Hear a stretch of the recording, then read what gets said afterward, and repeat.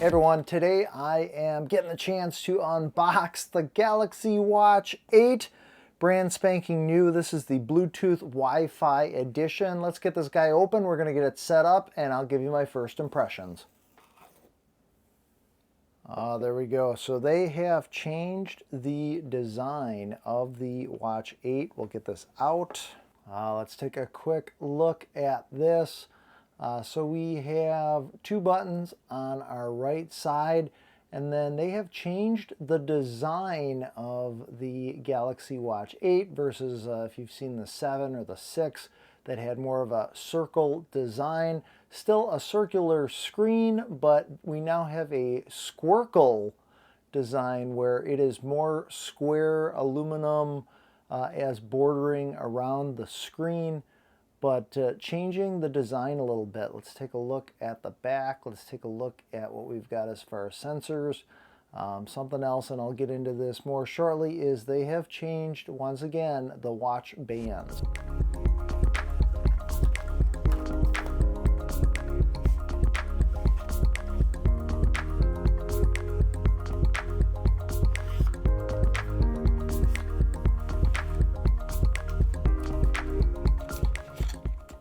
And we do get another charging puck. All right, let's put together the Galaxy Watch 8. This is the 40mm size. You can also get this in the 44mm size. Pricing right now on Samsung's website, $349 for the 40mm or $379 for the 44mm. This is the Wi-Fi edition now. For $50 more, you can get the LTE. And we're going to put together the bands. Essentially, they've got their snap system where this is going to just slide together on the inside. Let's see how easy it is to snap this into place. You'll notice that to change bands, there's a little button that is on the back. We're going to go ahead and pop this other band in. These bands are a new design to the Galaxy Watch 8. That's right, even people like myself that have had the 7, the 6, those bands are unfortunately not compatible with 8. Samsung has changed the wristband connection system again, so unless a third party comes out with some sort of an adapter, which I could see that happening, you're stuck with not being able to use any of the other really cool bands like I have from your previous watch versions, which is kind of a kick in the pants, unfortunately. This is the sport band. Now with the watch, if you're getting this, you do have options where you can get a sport band, you can get a fabric band, I've got some of those as well, an athleisure band, or a hybrid band. For my wrist sizing here, I went with the medium large, and you can see just kind of the design of the body of the watch. Again, totally different from like the 7. I'm going to be doing a comparison video, and I'll link to that down below, or that'll be popping up here somewhere when that video is done, where I'm going to go side by side with the 8 and the 7 just so you can see the differences. Let's go ahead and start our watch up. I'm going to just long hold down on this upper right button. Let's see if we can get this thing to start up. And now we've got the Samsung logo. We've got our Samsung Galaxy second logo. Now we get to our welcome screen. Awesome. Next up, what we are going to do is get your phone or device, go ahead and go in your Play Store and search for Galaxy Wearable app. If you've already got this installed, awesome. If you don't, when you go to open this up, it's going to prompt you to create a free account. The Galaxy Wearable app is used for their watches, their Galaxy Buds, all their different things to connect to their app. So with this watch, it says check for a pairing pop-up on your Galaxy phone.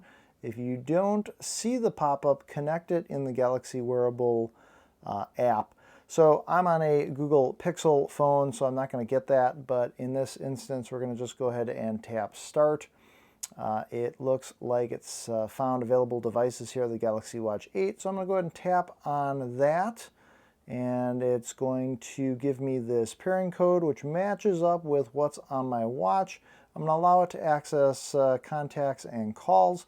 We're going to go ahead and pair, and I'm going to confirm that that was the code on my phone, so we're going to pair these two together. Next it says install Watch Manager. The software is used to control your watch with the Galaxy Wearable app. So again, in the Google Play Store, it took me right to Watch Manager. We're going to install that. With Watch Manager installed, I'm just going to slide back over to my Wearable app. A couple seconds later, it's having me sign into my Samsung account. It has me agree to some terms. I'm going to allow access to Watch Manager for all these different items here, notifications, contacts, my phone call logs, so that I can use all that with my watch. And it's just going through a process of getting things ready. So I also have a Google account, and it did prompt me to sign into that, which I did. Now it's telling me about the apps that were installed on my previous watch, Galaxy Watch 7, and apps recommended. So I've just checked those, and I'm going to continue. From this point, it's asking what preferred wrist and button position orientation I want for the watch. I can choose those, hit next. This watch allows you to track the stress of your vascular system. This watch also gives improved sleep suggestions and now has a running coach that will start guiding you along on your future runs after you take a 12-minute test. While I'm waiting for the watch to finish updating, it gives me all sorts of advice here on how to use the watch, but I'm going to go through some of that with you here and give you my first impressions.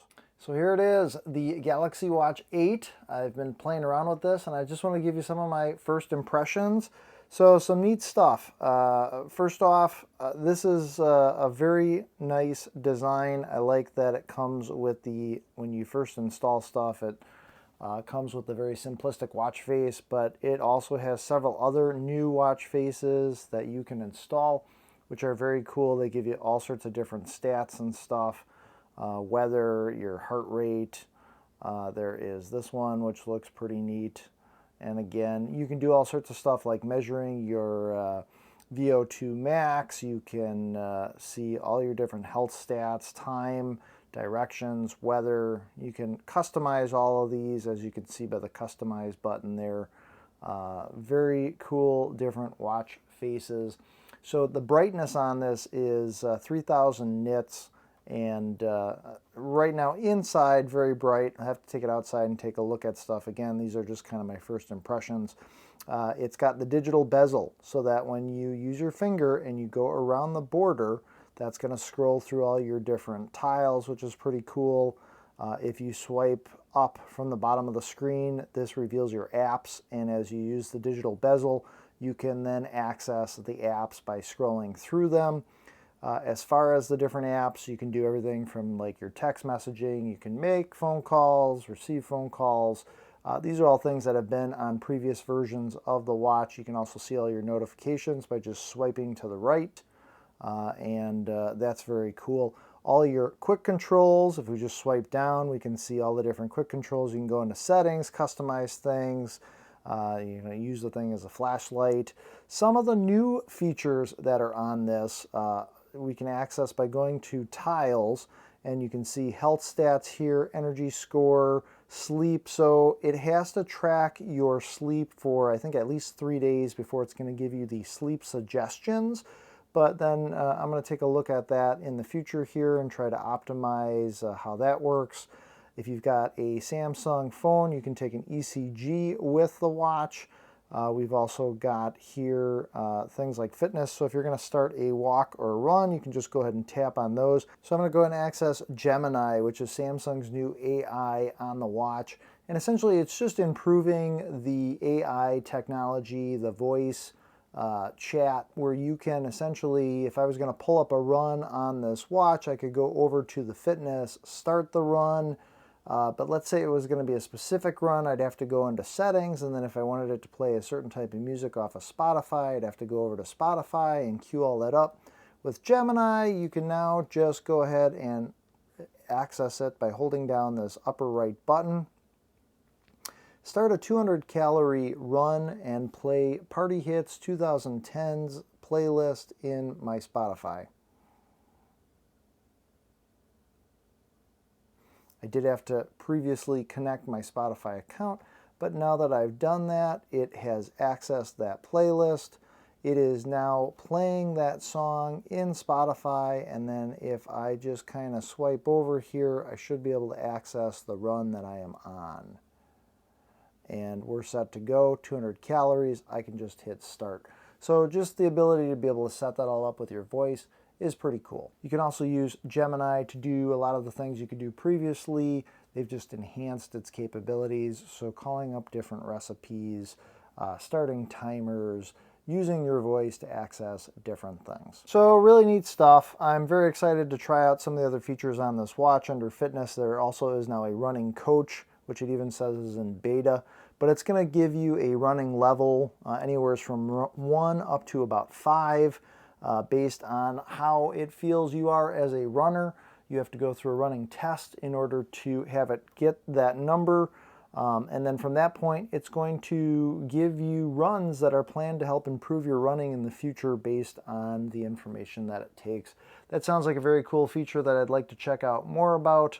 It also will test your vascular load, and it needs, again, at least 3 nights of sleep in order to do this, but it's going to give you a warning if that load turns out to be too high.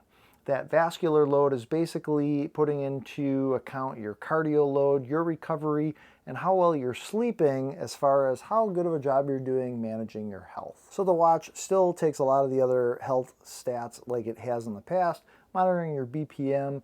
You can also play music, not only from a Bluetooth headphones or speaker that you connect, but it actually has physical speakers on the watch, be it they aren't that great, but if you did want to use the watch and play music from the speakers from it, you still have that ability as well. It's a fun little watch. I think a great improvement over the Galaxy Watch 7. I actually don't mind the Squircle design, but I'm interested to know what you guys think. Let me know down in the comments section below. I'm going to be doing more videos on the Galaxy Watch 8, and those will be popping up here at the end of this video or down in the video description once they're released in the next couple of days. I do appreciate you guys watching, and be sure to make every day awesome. I will see you guys in the next video.